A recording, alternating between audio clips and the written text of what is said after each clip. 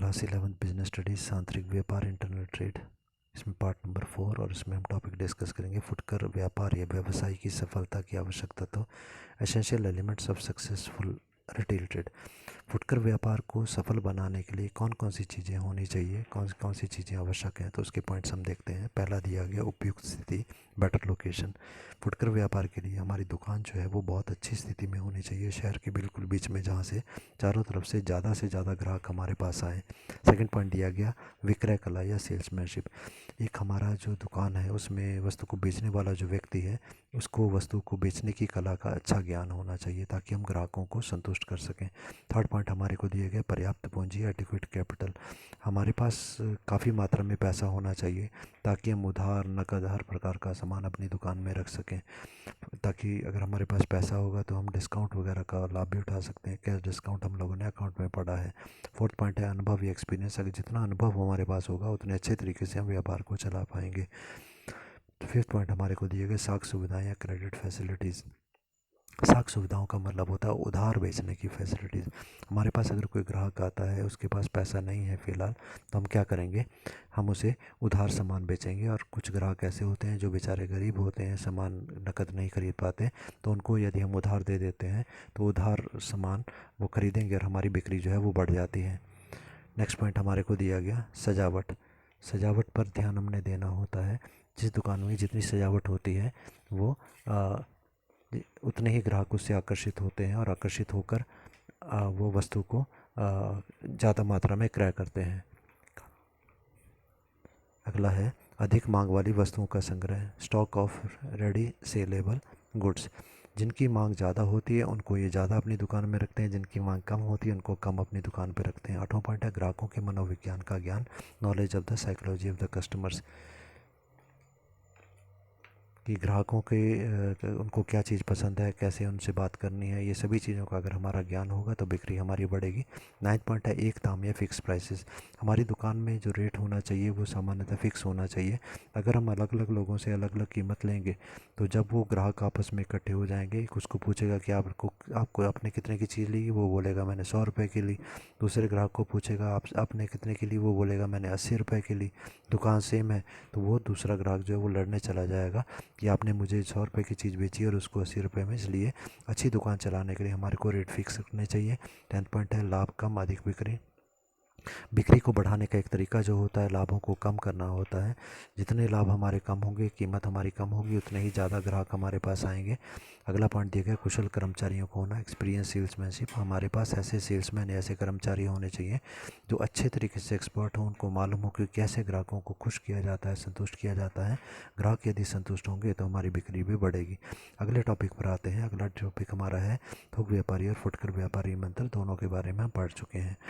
Points को ध्यान से समझेंगे क्योंकि डिफरेंस के पॉइंट्स याद करना थोड़ा मुश्किल होता है। तो पहला पॉइंट दिया गया क्रय विक्रय की सुविधा, क्वांटिटी, क्रय विक्रय की मात्रा, quantity of the sale and purchase. कितनी मात्रा में हम सामान को खरीदते हैं और बेचते हैं। तो थोक व्यापारी क्योंकि फैक्ट्री वालों से सामान खरीदते हैं तो बड़ी मात्रा में सामान का खरीदते हैं और आगे थोड़ा करके जो है वो फुटकर व्यापारी को बेचते हैं। Purchase and sale are in the large quantity. फुटकर व्यापारी की बात करें तो ये बिल्कुल ही थोड़ी मात्रा में खरीदते हैं और थोड़ी ही मात्रा में आगे ग्राहकों को सामान बेचते हैं। Purchase and sale of the goods in small quantity. Second point हमको दिया गया पूंजी या फिर कैपिटल। पूंजी या कैपिटल की हम बात करें तो थोक के व्यापारी को ज़्यादा पूंजी चाहिए होती है क्योंकि ये पैसा जो है एडवांस में देता है फैक्ट्री वालों को और उधार सामान बेचता है फुटकर व्यापारी को। सो अधिक मात्रा में capital is required in large quantity.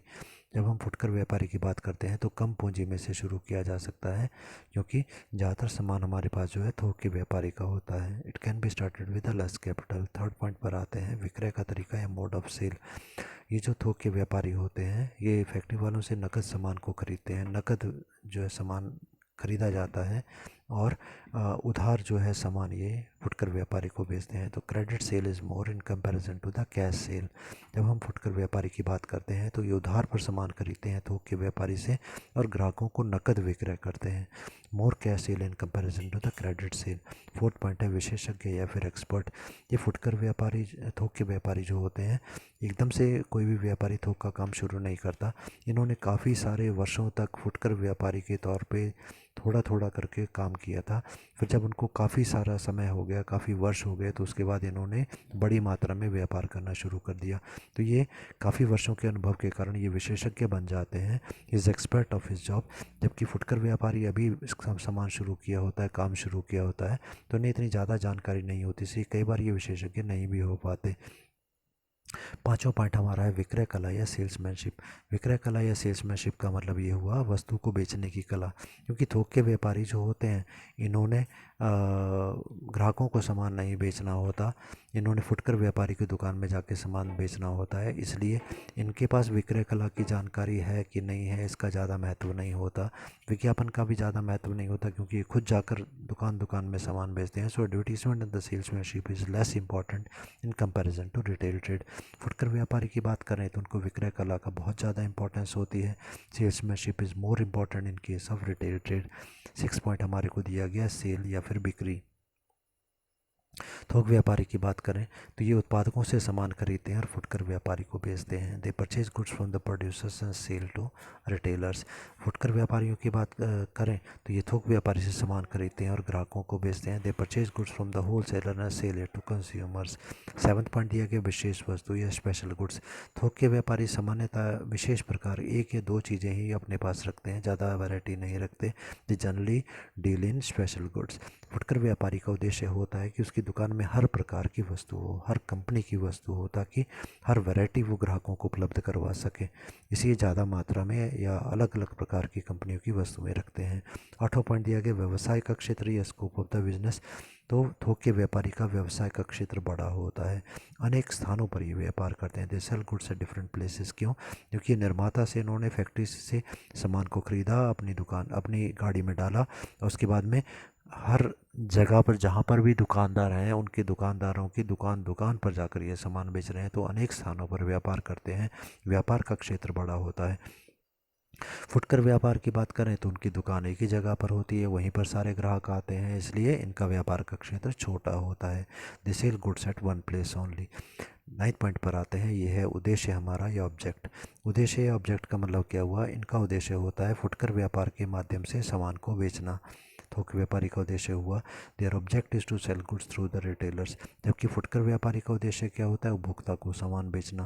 There object is to sell goods through the consumers. 10th point है ग्राहकों की संख्या, नंबर ऑफ द कस्टमर्स। क्योंकि थोक के व्यापारी ग्राहकों को सामान नहीं बेचते, ये दुकान पर सामान बेचते हैं, तो दुकानदारों की संख्या तो ज़्यादा नहीं हो सकती, थोड़ी ही दुकानों पर जाते हैं और आगे दुकानदार ग्राहकों को बेच देते हैं। सो इनके ग्राहकों की संख्या जो है कम होती है। Their customers are less in number. जबकि फुटकर व्यापारी के तो बहुत ज़्यादा ग्राहक आते हैं, हर आदमी जो है फुटकर व्यापारी के पास जाएगा।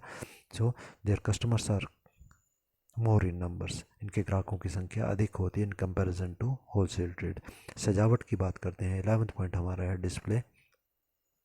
थोक के व्यापारी को अपनी दुकान की सजावट पर ज़्यादा ध्यान नहीं देना होता। Display is less important in case of wholesaler.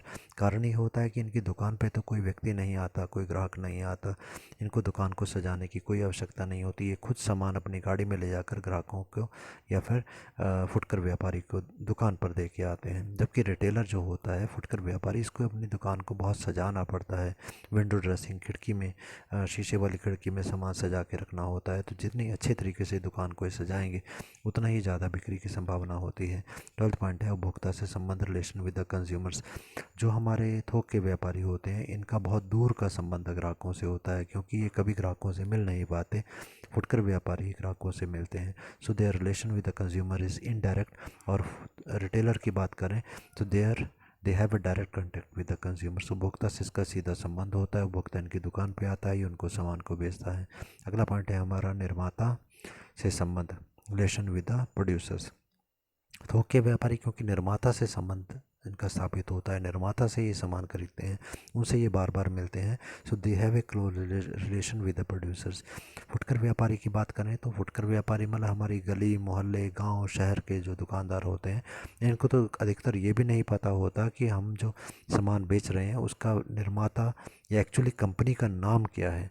ये तो केवल वस्तु का नाम जानते हैं, कंपनी का नाम क्या है, कंपनी का हेड ऑफिस कहाँ पर है, उसकी फैक्ट्री कहाँ पर है, इनको कुछ नहीं पता होता। मतलब निर्माता से ये कभी नहीं मिले होते, तो इनका दूर का संबंध होता है या नहीं संबंध, कोई संबंध नहीं होता।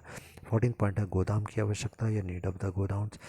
थोक के व्यापारी को गोदाम रखना बहुत आवश्यक होता है। निर्माता से सामान बहुत बड़ी मात्रा में हमने लिया और वो सारा सामान हमने गोदाम में रख लिया जब तक कि वो सामान हमारा बिक नहीं गया।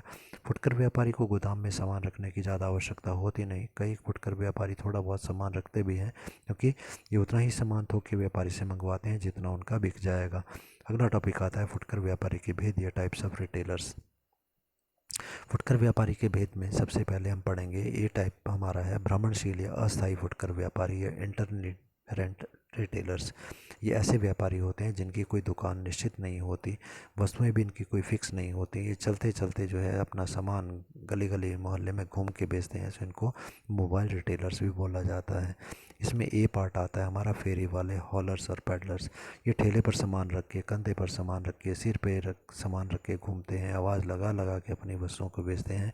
थोड़ी मात्रा में ये वस्तुएं अपने पास रखते हैं। एग्जाम्पल्स इनमें सब्जी हो सकते हैं बेचने वाले, कपड़े बेचने वाले, खिलौने बेचने वाले हो सकते हैं। सेकंड हमारे इसमें आते हैं साप्ताहिक बाजार व्यापारी या वीकली मार्केट ट्रेडर्स।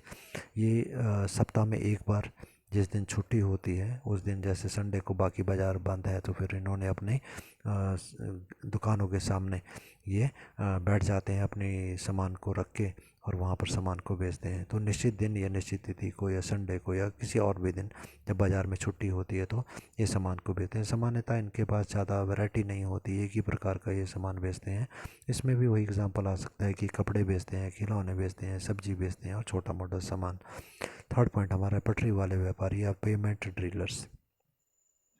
पेमेंट गली या फिर डीलर्स व्यापारी हमारे, ये जो व्यापारी होते हैं या दुकानदार होते हैं, ये गली सड़क के किनारे, चौक पे, फुटपाथ पे अपना सामान रख कर बेचते हैं। जिस दिन छुट्टी होती है उस दिन, साप्ताहिक अवकाश जब होता है, तो दुकान के बाहर ये भी सामान अपना लगा करके बेचते हैं। फोर्थ पॉइंट है अर्धस्थायी दुकानें या चीप जैक्स। ये ऐसी छोटी छोटी लकड़ी के खोखे या छोटी छोटी दुकानें होती हैं जो कि जैसे कि स्टॉल्स बने होते हैं। रेलवे स्टेशन के बाहर हो सकते हैं, बस स्टैंड के पास हो सकते हैं। चाय की दुकानें, फल की दुकानें, ऐसी वैसी दुकानें छोटी छोटी जो होती हैं इनके द्वारा शुरू की जाती हैं। अगला है टॉपिक हमारा अस्थायी फुटकर व्यापारी के क्या गुण होते हैं। तो इसमें है ये कम पूंजी में व्यापार करते हैं। दे नीड लेस कैपिटल, क्योंकि इनके पास बहुत बड़ी दुकानें नहीं, किराया नहीं देना, बहुत सारे कर्मचारी नहीं रखने, बहुत ज़्यादा वैरायटी नहीं रखनी, तो कम पूंजी में काम चल जाता है। सेकंड पॉइंट है ये घर के दरवाजे पर पहुंचकर माल बेचते हैं। They sell goods at door step. गली गली मोहल्ले हमारे घरों में आके आवाज़ लगा के ये सामान हमको दे जाते हैं। थर्ड पॉइंट है ये व्यापार को ज़रूरत के अनुसार घटा सकते हैं और बढ़ा भी सकते हैं। They contract and expand the business according to the need. इन्हें लगा कि बिज़नेस ज़्यादा चलेगा तो ये ज़्यादा सामान लेके चल पड़ते हैं। इनको लगता है कि कम बिक्री होगी तो ये थोड़ा सा सामान लेके चलते हैं। फोर्थ पॉइंट है इन्हें दुकान लेने की कोई आवश्यकता नहीं होती। दो डोंट नीड फिक्स्ड शॉप। इन्होंने घूम कर ही अपना सामान बेचना होता है।